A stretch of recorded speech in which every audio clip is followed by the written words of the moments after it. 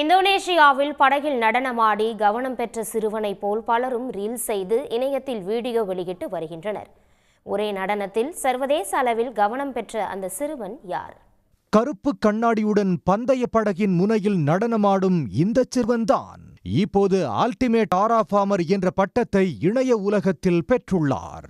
இந்தோனேஷிய நாட்டின் ரியாவ் மாகாணத்தில் நடைபெற்ற பாரம்பரிய படகு பந்தயத்தில் படகின் நுனியில் 11 வயது சிறுவன் ரயான் அர்காந்திகா தனது ஆச்சரியமான நடன திறமையால் உலக மக்களின் கவனத்தை ஈர்த்திருக்கிறார்.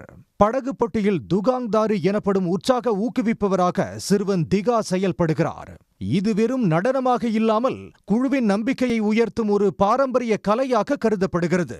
9 வயதில் இருந்தே அசத்தி வரும் ரயானின் வீடியோவை டிக்டாக் பயனர் லென்சா ராம்ஸ் பதிவிட்டதுமே அது சமூக ஊடகங்களில் வைரலானது. சிறுவன் ரயானின் இந்த நடனத்தை தற்போது பலரும் ரீமேக் செய்து அதிக வரவேற்பை பெற்று வருகின்றனர். பைக் சாகசத்திலும் சிறுவனின் நடனம் புகழ் பெற்றுள்ளது.